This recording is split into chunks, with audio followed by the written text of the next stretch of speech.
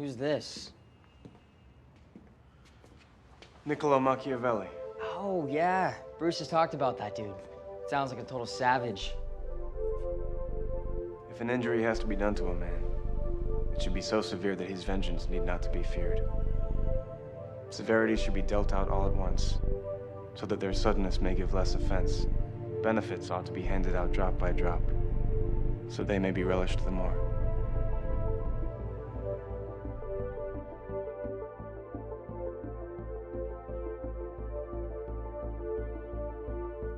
The fact that this episode is titled Jason Todd really bugs me. I hate everything about this episode. I hate everything about this episode. Let's get away from the main story. Let's not focus on Titans, which is what the show is called. Let's not focus on the fact that a couple of episodes ago, Raven opened up a portal. I complained about that last episode when we were talking about their whole barn scene and everything, how that wasn't even brought up. Let's just completely abandon this entire storyline right here, right now. We end last episode with a bunch of goons, gunmen, running into a penthouse, all of them armed through the teeth, shooting every which way. They hit nothing. They have worse aim than stormtroopers, which you pointed out. Good job. Now I can't get that image out of my head. And Jason Todd arrives just in time to save the day. Now we're here in this episode, and this whole entire episode. What was the point? What was the purpose? We know that Dick Grayson is having somewhat of an identity crisis. We know that he feels a certain type of way about Bruce. We know that he left. We know that he probably doesn't agree with the road that Bruce is going down. We have established this over the course of 5 episodes so far. We just need a 6th episode to really hammer that idea home. And I said this last episode that we talked about. I'll say it again here. At this point, just get it over with and introduce Bruce already. You've teased it enough. And now, and we're going to get into it later, now we find out that, Bruce has a tracking device.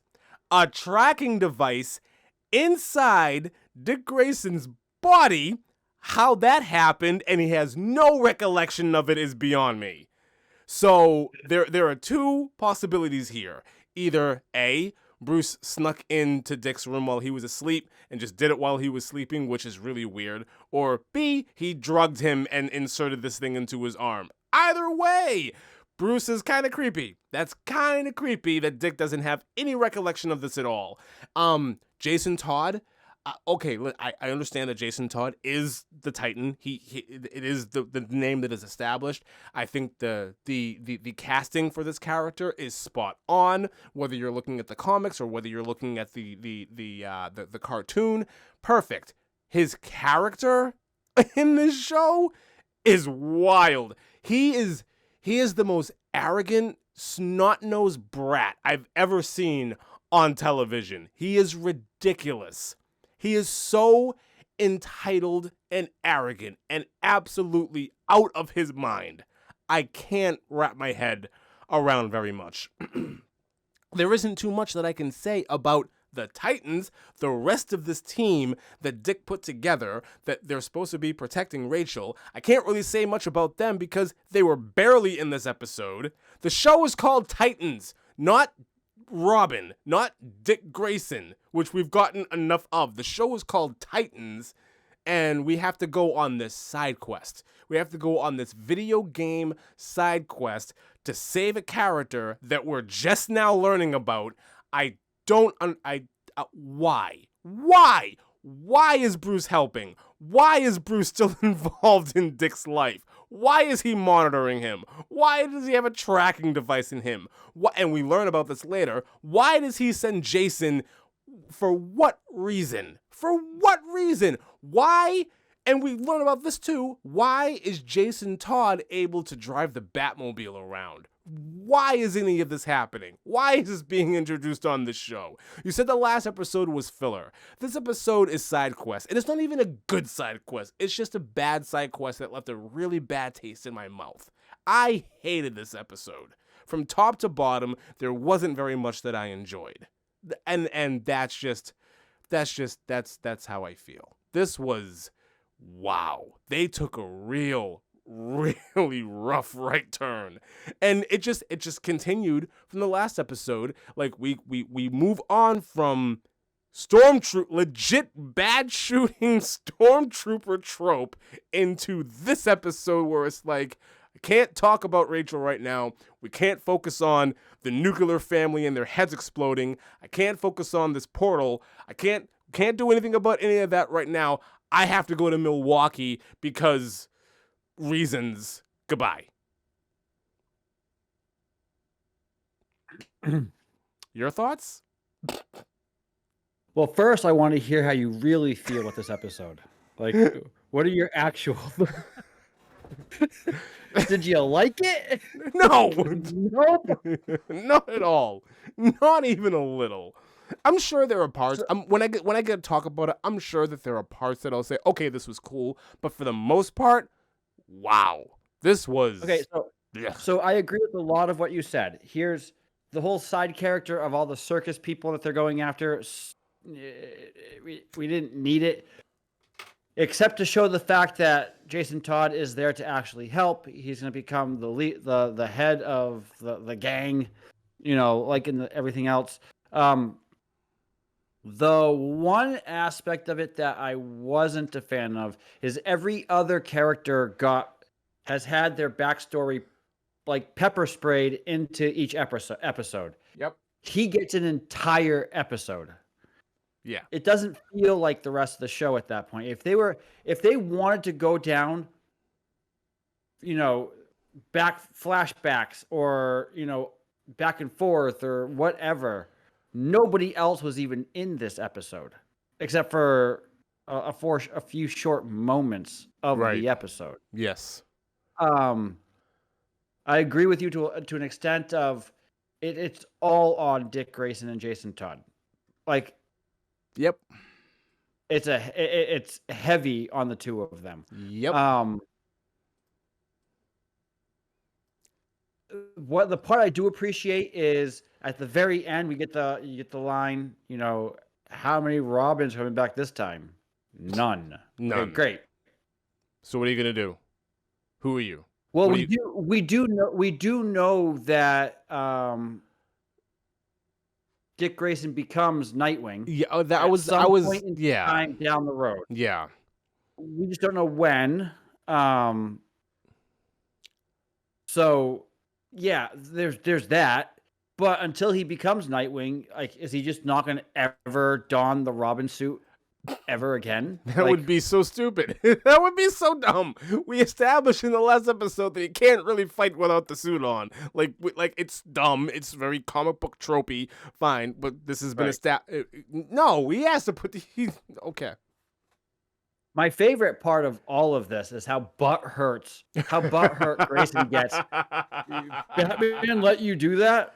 Bruce Wayne let you do that? Like, he let you drive the Batmobile? Like, he didn't let you? Like, he let you do all... He didn't let you? Like, obviously, Grayson, there was an issue that Batman or Bruce Wayne had with Grayson that he doesn't have with Jason Todd.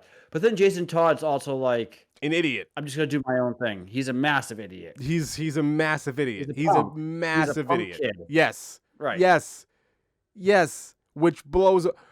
It makes me think that the only reason why Bruce is letting him do all this is because Jason Todd just seems a little bit more controllable than Dick Grayson was. Like, Dick Grayson has a brain and can think for himself. Jason Todd, not so much. Not the brightest bulb in the bunch. I'll say that. Yep. It's wild. I don't know what else to say. I don't know what else to say in the opening of this thing. Well, to continue with what we've been talking about, this guy, Corinne Walters, was born in 1998. Where did we go wrong? Like, this guy is 25 years old. And yeah. What? I'm 41 talking about this 25-year-old. Well, I mean, I couldn't do what I want. I had to go to work. That's it. I finished school and I had to go to work. That was why. That's where we went wrong. Maybe I should have went to Hollywood or something and gave it a shot. But it's wild. It's wild. And you're right. But maybe it speaks to this actor because I want to punch him in the face. Maybe that's a good thing. Maybe that speaks to his ability of the way that he portrays Jason Todd. Maybe that's a thing. I don't know yet. All I know right now is I hate him. I absolutely hate this character. I think you're supposed to. Okay, fine.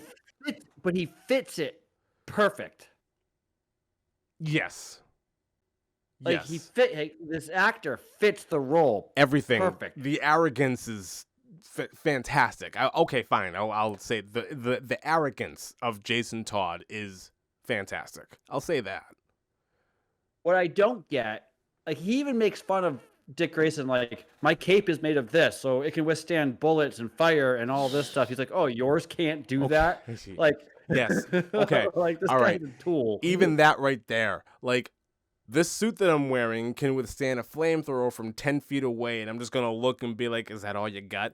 But then later on in this episode, we watch him get shot, and he falls to the ground. So, no, I don't believe you about being flame resistant. You were downed by a bullet. Granted, a bullet laced with acid, but still, you got shot, and you hit the ground. So... I think really it was laced with that. I think it was acid. Fine, it was acid, but still, you got shot with something and you fell down. You couldn't. You were done at that moment, and Dick Grayson had to rescue you. You really want to try out this flamethrower from 10 feet away? You want to take that on? Because I'll watch you try. That'd be okay. Yep. All right. I'm done. with you. I'm done at the beginning of this thing. Let's just get into this. Hey everybody, Lee from Black and White Reviews here. Just wanted to take a moment to thank you for tuning in, checking out our conversation. If you like this discussion and you want to hear more about this specific subject or other things, check us out on our podcasting sites, whether it's Spotify, Apple Music, or Google Podcasts. We're up on pretty much all of them. So yeah, thanks again for popping by, and be sure to like and subscribe. Thanks.